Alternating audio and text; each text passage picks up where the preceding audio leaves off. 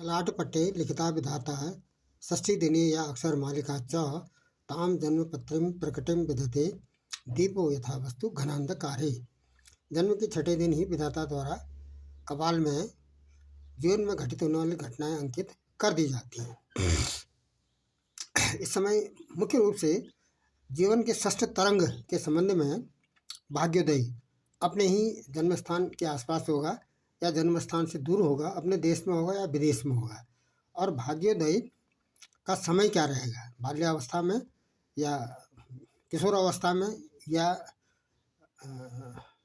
वयस्क अवस्था में या वृद्ध अवस्था में, और कौन सी दिशा में होगा, और वाणिज्य की जन्म पत्रिका में क्या स्थिति है। इन्हीं बातों को स्पष्ट करने के लिए कुछ आधार लिए गए हैं। ज्योतिष रत्नाकर के पेज नंबर 317 से आगे यहाँ पर कुछ विशिष्ट जन्म पत्रिकाएं ली गई हैं, जिनमें ये जो यदि प्रेडिक्शन किया जाता है तो वो सटीक घटित हुआ है। नंबर एक, यदि हम भाग्योदय का प्रेडिक्शन करते हैं जन्म पत्रिका में, तो इसके लिए कुछ चर और स्थिर ग्रहों के बारे में जानकारी होना जरूरी है। जैसे चंद्रमा, शुक्र और बुध चर ग्रह की श्रेणी में आते हैं। क्यों? क्योंकि चंद्रमा 2.25 दिन में ही अपनी राशि बदल देते हैं, इसीलिए इसको शीघ्रगामी ग्रह कहते हैं। और बुध 18 दिन में राशि बदलते हैं और शुक्र 28 दिन में राशि बदलते हैं। वैसे मंगल भी ले जाता है, लेकिन मंगल 1 महीने से अधिक समय लेता है, लगभग 45 दिन लेते हैं। इसलिए 3 ही ग्रहों को चर ग्रह की श्रेणी में रखा गया और शेष ग्रह स्थिर ग्रह में रखे गए हैं। पहला नियम बनता है, यदि चर लग्न में चर राशि हो और लग्नेश जहाँ पर बैठा है वह भी चर राशि में बैठा हो, और चर ग्रह का संबंध लग्नेश से बन रहा हो या लग्न से बन रहा हो, तो ऐसी स्थिति में क्या होगा? ऐसी स्थिति में चर माने होता है चलायमान, चलने वाला, देशाटन, तो इसको विदेश में इसका भाग्योदय होगा। अब ये भाग्योदय यदि ये भ्रमण तो होगा, लेकिन क्या यह धार्मिक देशाटन में होगा या वाणिज्य में होगा या निरुद्देश्य भ्रमण होगा?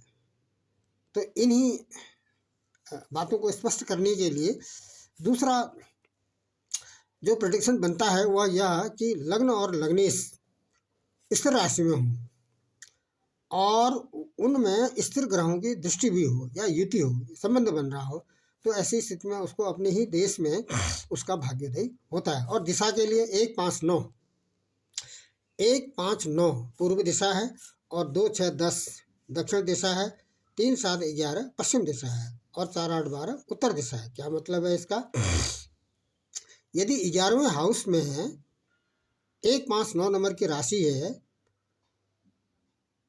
या 11वें हाउस में जो एकादशेश बनते हैं वो यदि 1-5-9 राशि में है तो पूर्व दिशा में भाग्योदय होगा, और 2-6-10 में बनता है तो दक्षिण दिशा में होगा।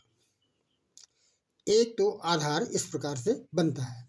अब इनको कुछ जन्म पत्रिकाओं में इसका प्रेडिक्शन करते हैं, जैसा कि 1, 4, 7, 10 ये चर राशि है, और 2, 5, 8, 11 स्थिर राशि है, और 3, 6, 9, 12 ये द्विस्वभाव राशियाँ हैं। अब उदाहरण स्वरूप ये ज्योतिष रत्नाकर के मैं जो जन्म पत्रिकाएं दे रखी हैं वो 90 नंबर की जो जन्म पत्रिका है, इसमें योग बनता है। क्या योग बनता है इसमें? जैसा कि 12 जो हाउस है वह विदेश यात्रा का है, और तृतीय हाउस से छोटी यात्रा का विचार किया जाता है, और 7th हाउस से वाणिज्य यात्रा का विचार किया जाता है, और 9th हाउस से धार्मिक यात्रा का विचार किया जाता है।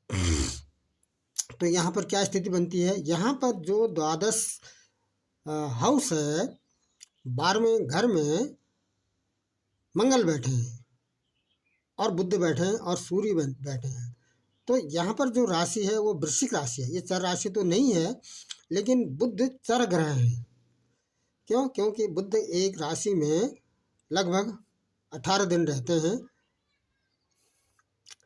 तो क्या इसमें, और ये शनि को भी यात्रा का कारक माना गया है, जैसा कि देवगुरु बृहस्पति को पुत्र कारक कहते हैं और मंगल को भ्रातृ कारक तथा बुध को वाणिज्य कारक। तो यहाँ पर जो शनि है, ये वैसे भी ये छठे हाउस में जो ग्रह बैठा होता है उसकी दृष्टि यदि द्वादश भाव में तो पड़ेगी ही। यहाँ से यदि गिनते हैं तो 1 2 3 4 5 6 7वीं दृष्टि इसमें पड़ती है, पूर्ण दृष्टि है। तो शनि यात्रा के कारक भी हैं। और दूसरा, इसमें जो शुक्र और चंद्रमा हैं, इनसे कोई संबंध नहीं बन रहा है इसका। क्या है ये? शुक्र क्या है? ये षष्ठेश है। और चंद्रमा क्या है? ये अष्टमेश है। तो द्वादश हाउस में षष्ठेश और अष्टमेश से कोई संबंध नहीं बन रहा है। तो ये जो पत्रिका है, यहाँ पर ये जो भाग्योदय होगा वो विदेश में होगा।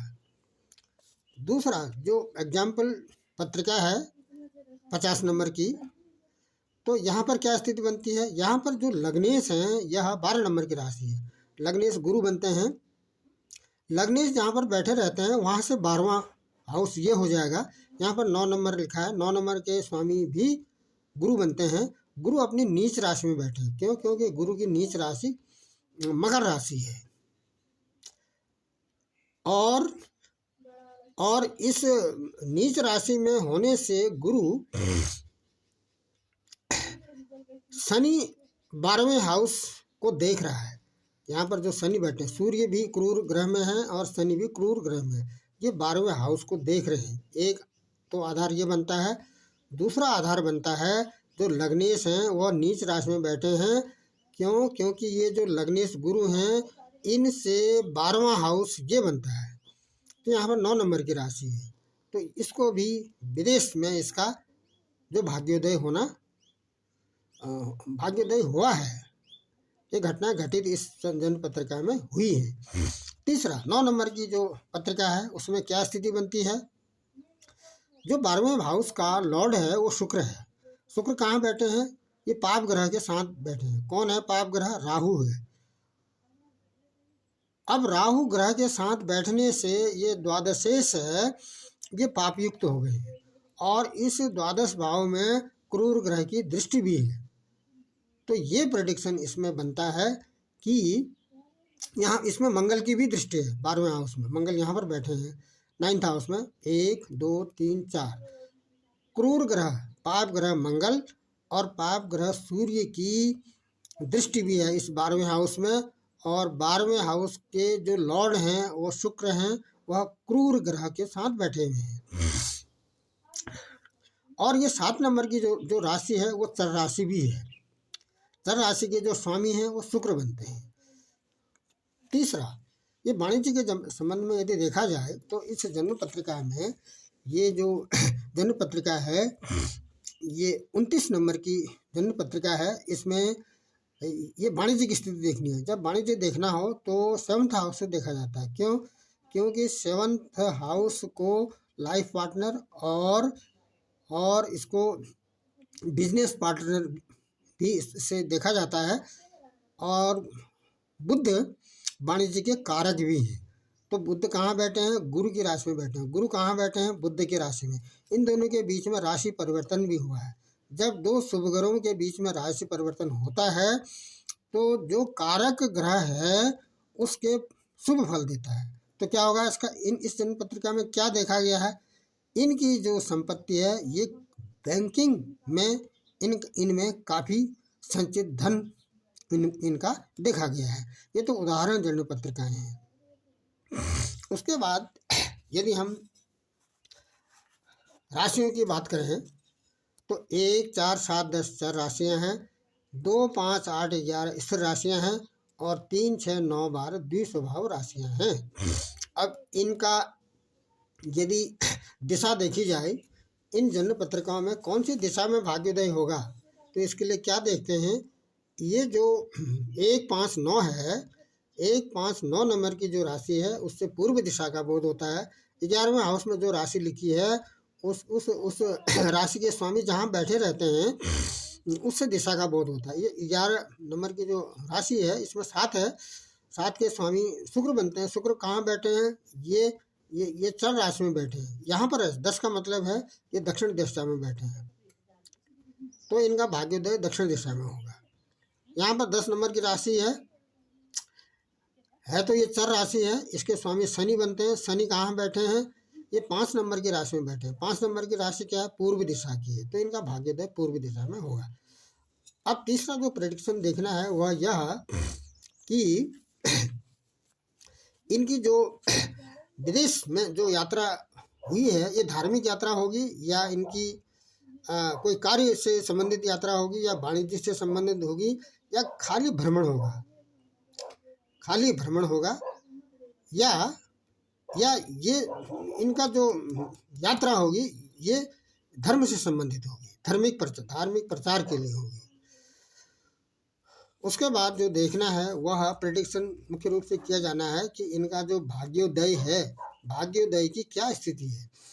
9th हाउस से किसी भी जन्म पत्रिका में 9th हाउस से भाग्य देखा जाता है और 9th हाउस से धर्म भी देखा जाता है और 9th हाउस से पिता भी देखे जाते हैं, लेकिन पिता के लिए मुख्य रूप से 10th हाउस देखा जाता है क्योंकि लग्न से 10वां जो हाउस है वो पिता से संबंधित है। यहाँ पर जीवन की षष्ठ तरंग की बातें हो रही हैं, तो भाग्योदय से संबंधित बातें हो रही हैं। भाग्य मतलब क्या है? इनका बालक अवस्था में होगा, वृद्धावस्था में होगा, किशोर में होगा या इनका जन्म से ही ये भाग्यशाली रहेंगे। यदि ये जो 9th हाउस में जो राशि लिखी हुई है उसके स्वामी अगर केंद्र में आते हैं तो जन्म से ही इसको सुख और आनंद की प्राप्ति होगी। भूमि, भवन, वाहन, माता पिता या धन से संबंधित हो या आयु से संबंधित हो, इनका विचार 9th हाउस से देखा जाता है। तो क्या यह नवमेश केंद्र में है? नहीं है।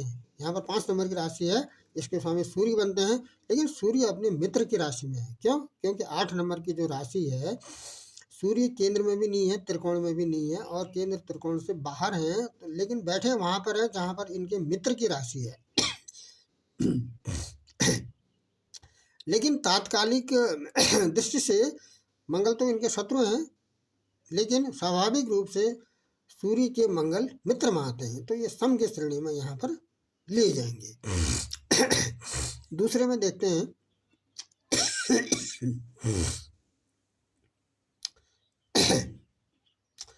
8 नंबर की राशि 9वें हाउस में अंकित है। इस जन्म पत्रिका के में जन्म के समय वृश्चिक राशि 9th हाउस में बैठी है और ये जो वृश्चिक राशि के स्वामी मंगल बनते हैं। मंगल कहाँ है? केंद्र में है। जब भाग्य भाव के भाग्येश केंद्र में होते हैं तो ये जन्म से ही इनको सुख और आनंद की प्राप्ति होती है। ये दूसरा एग्जाम्पल। तीसरा एग्जाम्पल देखते हैं। यहाँ पर 9वें हाउस में 4 नंबर की राशि है। 4 नंबर के 4 का मतलब कर्क राशि है। कर्क राशि के स्वामी चंद्रमा बनते हैं, चंद्रमा भी केंद्र में है। तो इनका भी बाल्य अवस्था से ही इनको सुख और आनंद की प्राप्ति हुई है। और यहाँ पर देखते हैं, ये यहाँ पर जो लिखा है 11 नंबर की राशि लिखी है। 11 नंबर का मतलब होता है कुंभ राशि। कुंभ राशि के स्वामी मकर और कुंभ के स्वामी शनि बनते हैं। शनि कहाँ बैठे हैं इस जन्म पत्रिका में? शनि न तो केंद्र में है न त्रिकोण में है, बाहर बैठे हैं, लेकिन शनि अपने शत्रु की राशि में बैठे हैं। क्यों? क्योंकि सूर्य और शनि के बीच में शत्रुता है। तो इनको जीवन के अंतिम पड़ाव में आनंद तो होगा, लेकिन इनका जो धन संचित है वह अपार धन संचित है। वाणिज्य की स्थिति से तो ये परिपूर्ण है।